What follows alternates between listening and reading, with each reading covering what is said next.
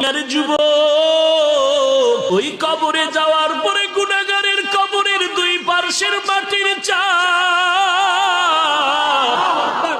পাথরের হাড় চুরমার হয়ে যাবে। একটা নয়, দুটো নয়, 70 থেকে 99টা সাপের কামড়।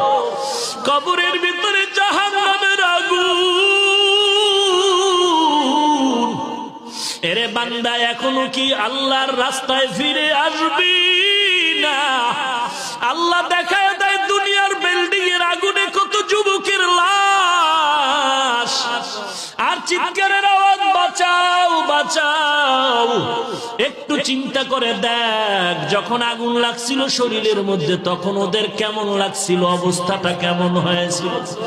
ওরা যখন আগুনের মধ্যে সবাই জানালা দিয়ে হাত দিয়ে কয়, কে আছো, আমাদের বাঁচাও।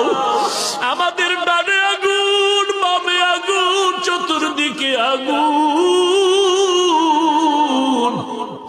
এই দুনিয়ার আগুন থেকে হাজার হাজার হাজার তাপের মাত্রার আগুন হবে জাহান্নামের আগুন।